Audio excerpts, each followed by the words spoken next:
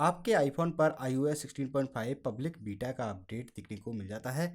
इस अपडेट में क्या कुछ चीज़ें आपको नई और क्या कुछ चीज़ों में फिक्सेस देखने को मिल जाते हैं, वो मैं आपको बताने वाला हूं। तो इसका नया जो चेंजलॉग है उसमें सारी जानकारी क्या कुछ निकल कर आती है, वो सब कुछ इस वीडियो में मैं आपको काफ़ी डीप तरीके से बताने वाला हूं, क्योंकि मैंने यहाँ पर काफ़ी कुछ चीज़ें इन्फॉर्मेशन के द्वारा छाटी हैं। सबसे पहले मैं बात करता हूँ, ये जो अपडेट है वो आपको 5.3 GB का क्यों देखने को मिला है।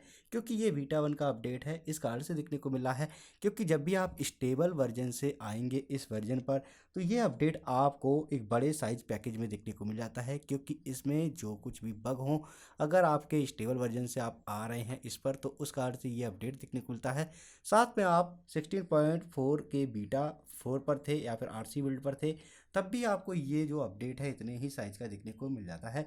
वो आपको पिछले अपडेट के जो इशू थे वो आपको आगे परेशान ना करें, इस कारण से ये साइज जो है वो आपको इतना बड़ा देखने को मिल जाता है।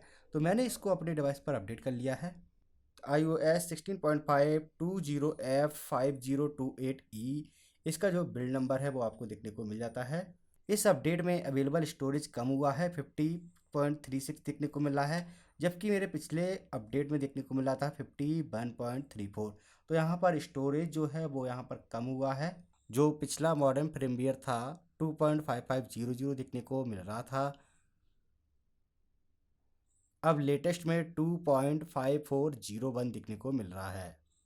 आईफोन स्टोरेज पहले 76.5 GB जो था वो भरा हुआ दिखा रहा था, और अब जो है 77.2 GB भरा हुआ दिखा रहा है। तो इसमें भी यहाँ पर फ़र्क देखने को मिल रहा है, थोड़ा सा ये भी स्टोरेज यहाँ पर फिलअप दिखा रहा है। और नीचे की तरफ अगर मैं देखूँ यहाँ पर सिस्टम डेटा, तो अभी भी ये लोडेड ही दिखा रहा है। इसको लेकर के बग अभी भी देखने को मिल ही रहा है आपको। अब मैं बात करूँ, कुछ नए फीचर्स आपको देखने को मिल जाते हैं, जैसे कि हे श्री के साथ में आप स्क्रीन रिकॉर्डिंग भी कर सकते हैं, जो कि पहले नहीं कर सकते थे, क्योंकि ये चीज़ पहले सेटअप नहीं थी, अब एलिजिबल हो चुकी है। तो जैसे मैं बोलता हूँ, हे श्री स्क्रीन रिकॉर्ड ऑन, तो आप देख सकते हैं ऊपर से यहाँ पर जो साइन बन के आ चुका है, स्क्रीन रिकॉर्डिंग स्टार्ट हो चुकी है। अब मैं बोल रहा हूँ, हे श्री स्क्रीन रिकॉर्डिंग ऑफ, तो ये डन बोला और ये स्क्रीन रिकॉर्डिंग जो है वो सेव हो चुकी है। जब आप ऑफ बोलेंगे तो ये आपको ही श्री वाला जो सिंबल है वो देखने को मिल जाता है। अब आपको कंट्रोल सेंटर से स्क्रीन रिकॉर्डिंग स्टार्ट करने की आवश्यकता नहीं है, डायरेक्ट आप कुछ इसी तरीके से स्क्रीन रिकॉर्डिंग स्टार्ट कर सकते हैं। अगला फीचर एप्पल की तरफ से एप्पल म्यूजिक क्लासिकल एप्लीकेशन आ चुका है। यहाँ पर इसमें भी आप म्यूजिक प्ले कर सकते हैं। इसमें जो क्लासिकल म्यूजिक है वो ही केवल आप प्ले कर सकते हैं। तो अगर आप कोई भी स्पेशल ऑडियो सुनना चाहते हैं जिसमें आपको आवाज़ एकदम 3D टाइप लगे, तो इसमें आप उस तरीके के म्यूजिक जो हैं वो आप सुन सकते हैं। तो ये इस चीज़ को लेकर के बहुत ही ज़्यादा कमाल के हैं। यहाँ पर जो क्लासिकल म्यूजिक हैं वो यहाँ पर बिल्कुल ही सभी म्यूजिक ऐड किए गए हैं लगभग। आप इनमें सर्च कर सकते हैं और अपने अनुसार जो भी आपको म्यूजिक पसंद आए उस तरीके से आप म्यूजिक यहाँ पर सुन सकते हैं। यहाँ पर हाई फ्रिक्वेंसी के म्यूजिक देखने को मिल जाते हैं, लॉसलेस, यानी कि इनकी जो क्वालिटी है वो बहुत ही ज़्यादा काफ़ी ज़्यादा अच्छी देखने को मिल जाती है, और डॉल्बी एटमॉस का भी इनको सपोर्ट देखने को मिल जाता है एप्पल की तरफ से। 16.5 में उन्होंने कुछ नई कोडिंग की जांच की है, जिसके द्वारा उन्हें पता चला है कुछ और नए फीचर्स जो हैं वो ऐड किए जाएंगे। यहाँ पर जो एक्सेसिबिलिटी के अंदर है कुछ नया रीडिज़ाइन इसको किया जाएगा, जिसके द्वारा हम लोग अभी इतने सारे ऑप्शंस यूज कर सकते हैं, आने वाले समय में और भी ऑप्शंस हम इनके यूज कर पाएंगे। क्योंकि अब एप्पल तैयारी कर रहा है iOS 17 को लॉन्च करने के बारे में। तो iOS 17 को आने से पहले यहाँ पर जो एप्पल है वो केवल बग फिक्सेस पर ज़्यादातर फोकस करेगा और 1 से 2 फीचर्स ही मामूली से इनमें देगा, और आने वाले जो भी फीचर्स हैं बड़े बड़े वो सब कुछ आपको iOS 17 पर देगा। iOS 17 को आने में अब ज़्यादा समय नहीं है, कुछ ही दिनों बाद आपको iOS 17 देखने को मिलेगा। क्योंकि एप्पल का जो बीटा अपडेट है पब्लिक वाला वो आपको हर फ्राइडे को लगभग दिखने को मिल ही जाता है। तो इसके बाद यहाँ पर कुछ और बीटा के अपडेट आएंगे, उसके बाद आपको सीधा डायरेक्ट जो अपडेट है वो iOS 17 का बीटा देखने को मिलेगा। साथ में इसके अंदर एप्पल का जो एप्लीकेशन आता है एप्पल न्यूज़, उसमें भी एप्पल ने एक नया ऑप्शंस ऐड किया है जो कि स्पोर्ट का देखने को मिल जाता है। तो ये जो यहाँ पर चैनल का अनेबल दिखा रहा है वो केवल जो यूएस रीजन के लोग हैं उनके लिए ही ऐड किया गया है। तो इस एप्लीकेशन का हम लोगों को इतना ज़्यादा यूज करना तो नहीं है, क्योंकि हम लोग तो करते ही नहीं है इसका यूज। तो इतना ही कुछ इसमें देखने को मिल जाता है। अब मैं बात करूं परफॉर्मेंस की, तो इसके अंदर मैंने गीक बेंचमार्क स्कोर जो है वो फाइंड आउट किया है। हिस्ट्री पर टैप करके आप देख सकते हैं सीपीयू के अंदर यहाँ पर 1723 देखने को मिला है, जो कि स्टेबल वर्जन से हाइयर है। अभी 2 दिन पहले ही मैंने स्टेबल वर्जन को चेकआउट किया था, उसके बाद इसका जो देखा है तो आप देख सकते हैं इसका जो हाइयर निकल कर आ रहा है। तो ये जो बीटा पर है वो इसकी जो परफॉर्मेंस है वो काफ़ी ज़्यादा अच्छी है स्टेबल के कंपैरिजन में।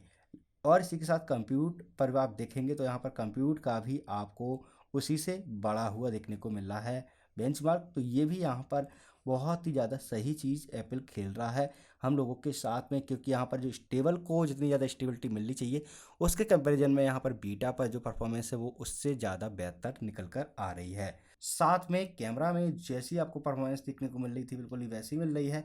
मैं यहाँ पर एक स्क्रीनशॉट ले लेता हूँ और एक फ़ोटो आप देख सकते हैं, ये जो फोटोज है और ये स्क्रीनशॉट का कंपैरिजन है। इसमें मुझे वाईफाई का इशू जो पिछले अपडेट पर देखने को मिल रहा था आरसी बिल्ड पर 16.4 के, इसी के साथ जो स्टेबल वर्जन आया था 16.4 का उस पर भी मुझे वाईफाई का इशू देखने को मिला था। अभी तो ऐसा कोई इशू देखने को नहीं मिला है। इसको भी मैं 2 से 3 दिन ट्राई करूंगा, उसके बाद ही आपको मैं बता पाऊंगा, क्योंकि मेरा जो वाईफाई है वो काफ़ी ज़्यादा छोड़ रहा था इस डिवाइस पर।